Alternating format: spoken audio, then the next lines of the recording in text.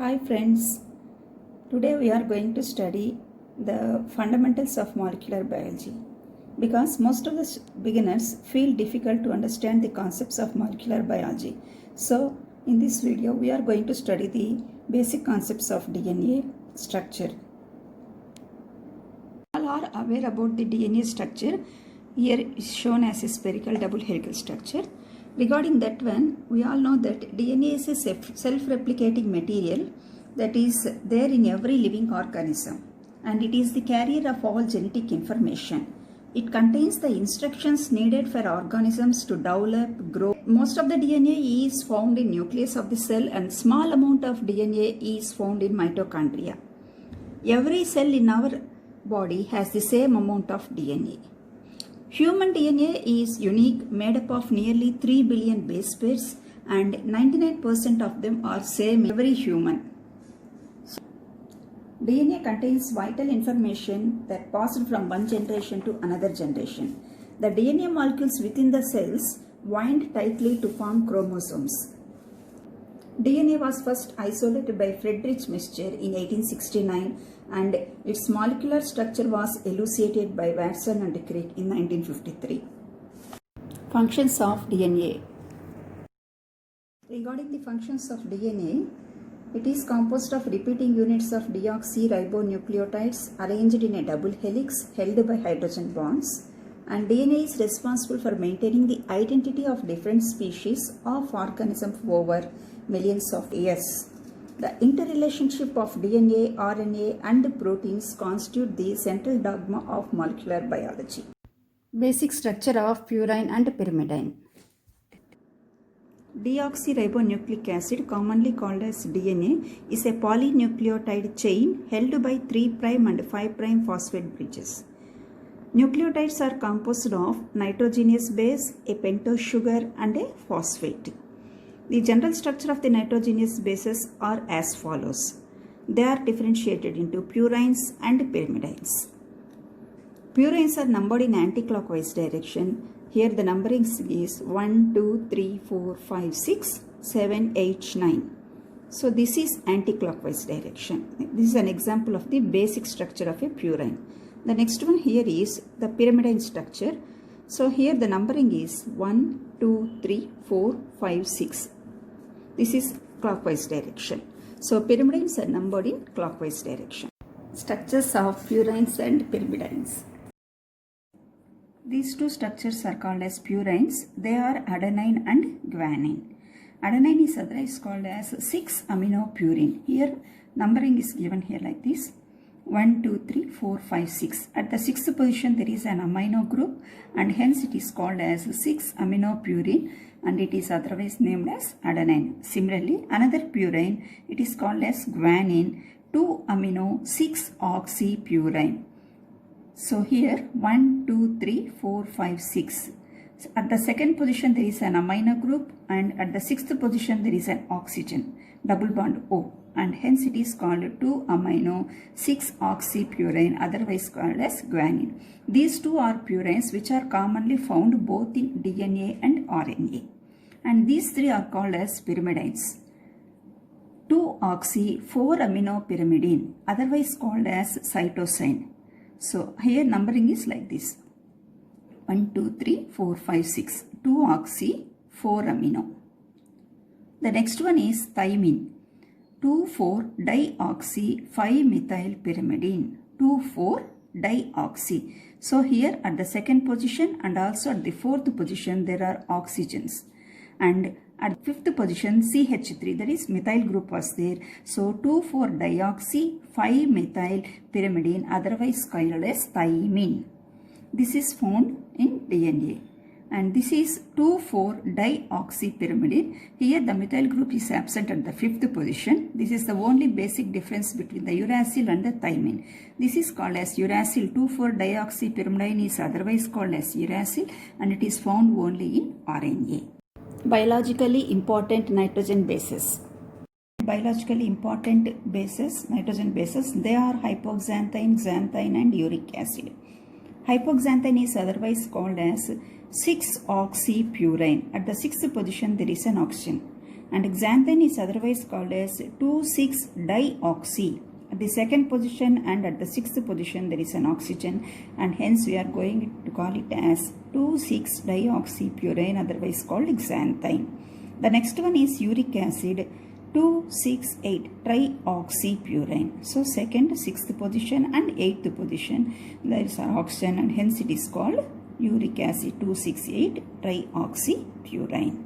And there are some other important bases, purines are there. Caffeine of coffee, theophylline of tea, and theobromine of cocoa are called as methylated purines, which are obtained from the plant.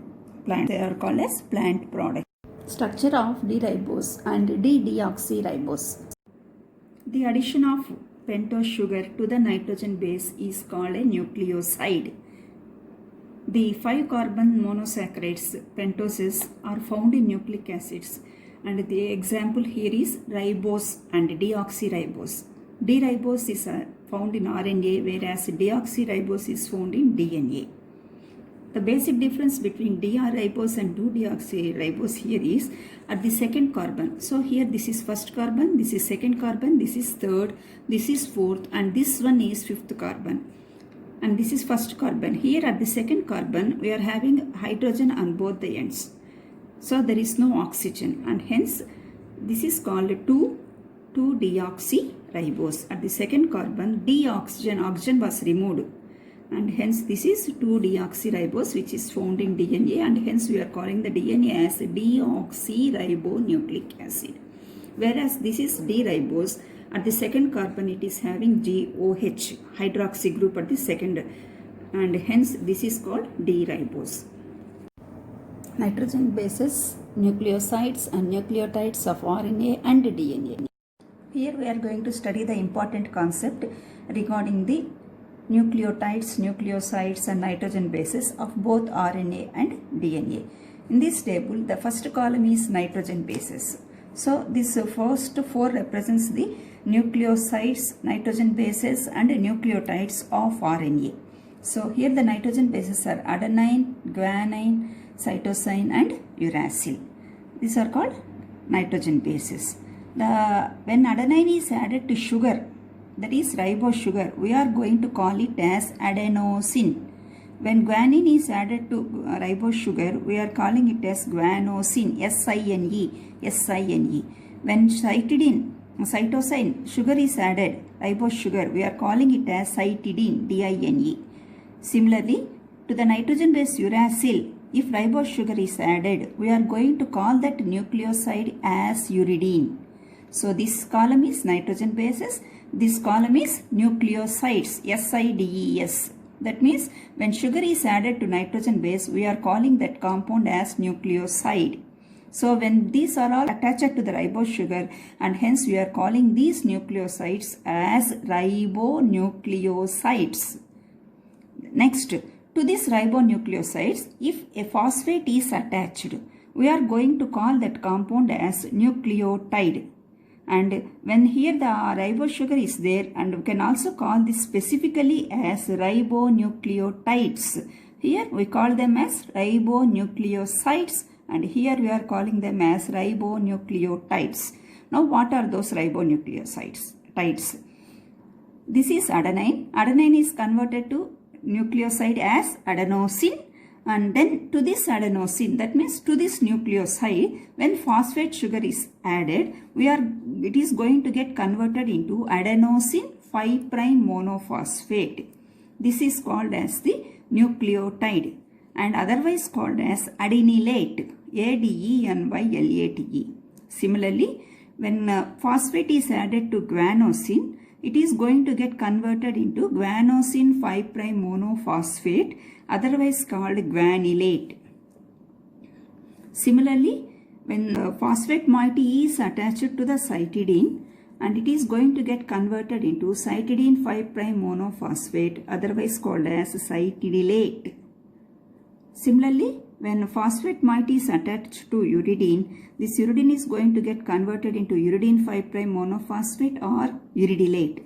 All these nucleotides are abbreviated as AMP, GMP, CMP and UMP. That means only one phosphate is attached and hence they are called adenylate or adenosine 5' monophosphate. Adenosine monophosphate.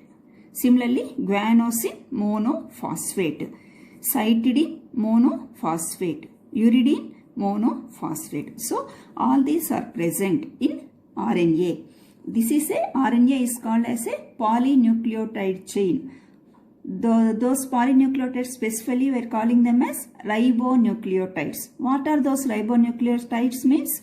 AMP, GMP, CMP and UMP are the ribonucleotides which are present in the RNA. Now we are going to study in detail about the nucleotides of DNA. So the first column here is nitrogen base, second column is deoxyribonucleoside, SIDE. Next third column is deoxyribonucleotide and the last one is abbreviation. So what are the nitrogen bases present in the DNA means adenine, guanine, cytosine and thymine. Abbreviated as A, G, C and T. The next column is deoxyribonucleoside. Here the sugar is deoxyribose sugar and when nitrogen base adenine is attached to the deoxyribose sugar, we will call that deoxyribonucleoside as deoxyadenosine, SINE here. There is a difference. For the guanine, if the nitrogen base is guanine, the sugar is deoxyribose sugar, then the nucleoside that is formed here is called deoxyguanosine. Guanine is converted to guanosine. Similarly, cytosine is converted to cytidine. When it is attached to the deoxyribose sugar, we are calling that ribonucleoside as deoxycytidine. Cytosine, SINE. Here we are going to get changed into cytidine. Similarly, the last one is thymine. Nitrogen base, when attached to the deoxyribose sugar, it is going to get converted as deoxythymidine. So, all these four we are going to call as deoxyribonucleosides. Deoxyadenosine, deoxyguanosine, SINE, and deoxycytidine, DINE, and deoxythymidine, DINE. So, we have to identify these two differences, SINE and DINE for purines and pyrimidines. The next column is deoxyribonucleotides. These ribonucleotides are formed by the addition of a phosphate group to these ribonucleosides. So, nitrogen base plus sugar is called side and side plus phosphate is called as tide. So, deoxyribonucleotide is formed by the addition of this phosphate to this one.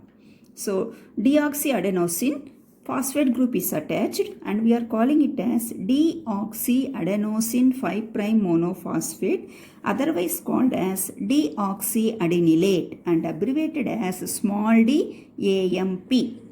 Similarly, deoxyguanosine phosphate is attached and it is converted as deoxyguanosine 5' monophosphate or otherwise called deoxyguanylate, abbreviated as small d GMP.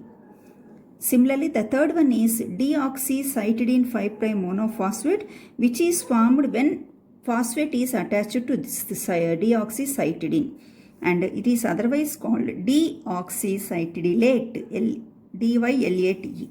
So, DCMP. And this is deoxythymidine and phosphate group is attached and it is converted to deoxythymidine 5' monophosphate, otherwise called as deoxythymidylate, DTMP, abbreviated as DTMP. Now we are going to study the structures of AMP and TMP. Structures of AMP and DTMP. Now we are going to study the structure of the adenosine monophosphate. This is called as the adenine structure. 6-aminopurine is otherwise called as adenine, and here at the 6th position there is an amino group and this structure is called as adenine. And here at the 9th position there is a nitrogen, and this 9th position nitrogen is attached to the C1 of the ribose sugar. This is C1, C2, C3, C4 and C5. This carbon is 5th carbon. It is a pentose sugar. So this N9, that means 9th position, there is a nitrogen in the adenine, and the carbon of the C1 of the ribose sugar. Here the glycosidic bond is formed between these two, C1 and N9. The bond formed between the nitrogen base and the ribose sugar is called as the glycosidic bond. And here C5, and there is a phosphate attached to the C5, and this is called as the ester formation, bond formation. In between these two, this is a phosphodiester bond. Now we are going to study about the structure of this TMP. DTMP, deoxy. See here, this is C1, C2, C3, C4 and C5. At the second carbon, there is no oxygen, and hence it is deoxy sugar, deoxyribose sugar, and this is called thymine 2,4 at the second position, and also at the fourth position dioxy. At fifth position there is a methyl group 2,4-dioxy 5-methyl pyrimidine is otherwise called as thymine. And the bond between N1 and C1, here it is a glycosidic bond. In between the pyrimidines and the deoxyribose sugar, the bond is between N1 and C1. This is phosphodiester bond. This is present in deoxy DNA, deoxyribose sugar, so it is called as DTMP. Watson and Crick model of DNA structure. The double helical DNA structure was proposed by Watson and Crick in the year 1953 and awarded Nobel Prize in the year 1962. Here we are observing that two polynucleotide chains run in anti-parallel direction. This one is red line 5' to 3', and another one is blue line 3' to 5'. Here the width of the double helix is 20 angstrom units, otherwise called as 2 nanometers. That means this mark what I have represented here. Each turn of the helix is 34 angstrom units, or otherwise called 3.4 nanometers. In each turn, that means after starting from this right hand side, moving to the left hand side, and again coming to the right hand side, this whole turn it covers 10 base pairs. 4, 4, 8, one here and another one here, 10. Altogether there are 10 base pairs. In between the two base pairs, the distance here is 0.34 nanometers. So altogether for one turn, 0.34 into 10 base pairs means we are going to get 3.4 nanometers.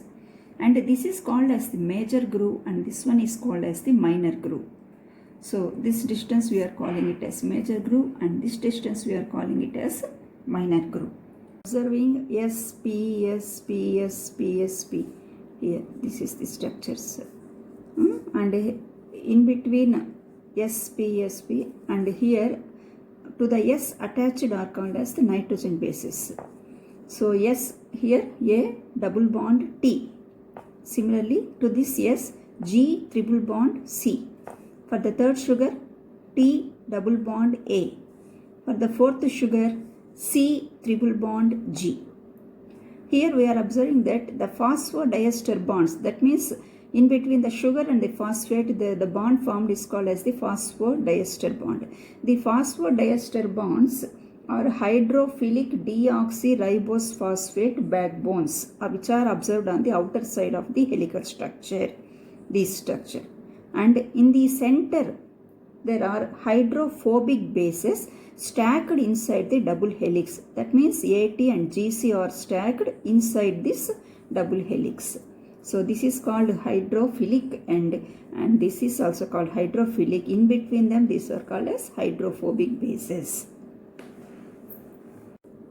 And again, here we are going to discuss an important point. The two polynucleotide chains are complementary to each other. That means whenever there is A, opposite to that one, the base is always T.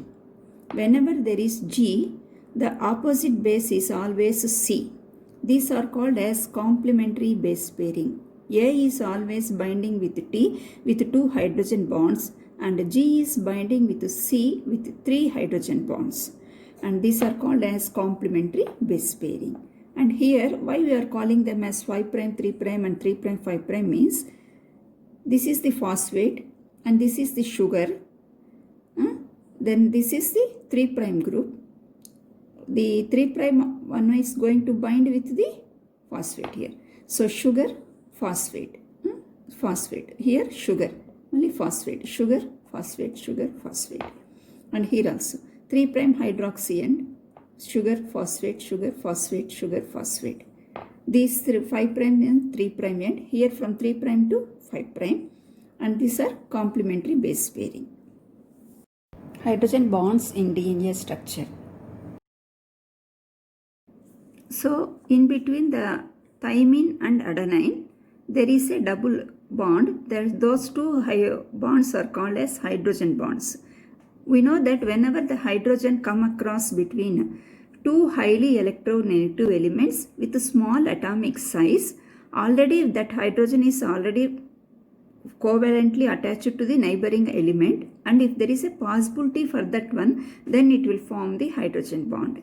So this is the one hydrogen bond and it is represented with dotted representation. Similarly here also this hydrogen accidentally was placed in between the nitrogen and oxygen. Both are highly electronegative with small atomic size. This hydrogen is already bonded with the nitrogen with the covalent bond. And now this hydrogen has the possibility to form the bond with the neighboring oxygen, and it is here the hydrogen bond formation takes place. And in this thymine and in between this adenine, the two bond formation, there is a possibility for the two bonds formation, and those two bonds are hydrogen bonds, and hence always there is a possibility for the double bond formation between thymine and adenine or between adenine and thymine. Guanine and cytosine. And this is guanine. We know that guanine and adenine are purines and cytosine and thymine are pyrimidines. And here the structure is for guanine and cytosine, there is a possibility for the formation of 3 hydrogen bonds in this structure. So here the hydrogen was placed in between the nitrogen and oxygen, and hence this hydrogen has the possibility for the formation of a hydrogen bond with the neighboring oxygen atom. And the second possibility is here. This hydrogen come across in between the two nitrogens, and already it is having the covalent bond with one nitrogen, and it will form the neighboring with the hydrogen bond with the neighboring nitrogen, and this is the second hydrogen bond. And the third one is this hydrogen, already it is having the bond with the nitrogen as covalent bond, and it is forming the hydrogen bond with the neighboring oxygen. So here this is the third hydrogen bond. So first hydrogen bond, second hydrogen bond and third hydrogen bond formed in between the guanine and cytosine. So in between the guanine and cytosine, 3 hydrogen bond formation is occurring. Similarly, in between C and G also, there is the possibility of the 3 hydrogen bonds. So whenever we come across A and T, we are having the 2 hydrogen bond formation takes place because of their structure. Similarly, in between the guanine and cytosine, 3 hydrogen bond formation takes place. And this phosphate is attached to the 5th carbon. So 5' end we are calling this one as. That means this phosphate is attached to the 5th carbon, that means of ribose. This is the ribose, and at the 2nd carbon there is no oxygen and it is called 2-deoxyribose. At the 5th carbon the phosphate is attached, and so from here we are calling it as 5' end. And to this C1 carbon adenine group is attached. So in between the adenine and this first carbon, the bond formed here is called a glycosidic bond. This is called as the phosphodiester bond, CH2OH. So this bond is called as the phosphodiester bond, and this phosphate is attached to the 5th carbon, and hence this starting end is called as the 5' end.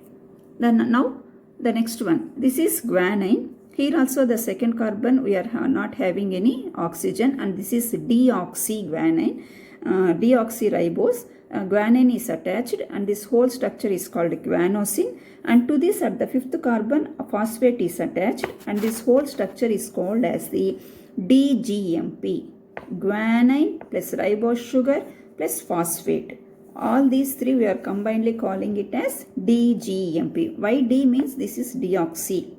Similarly, the third one is This is C1, C2, C3, C4, C5. At the second carbon, no oxygen and deoxyribose. And here at the to this C1 carbon, the thymine is going to get attached, and it is not represented here. And so it have written like this. So C1 and thymine, the bond formed here is glycosidic bond, and CH2OH. The hydroxy group's hydrogen was replaced with the phosphate moiety attached here, and this is phosphodiester bond. And this whole structure, thymine, ribose and phosphate, this is called as DTMP.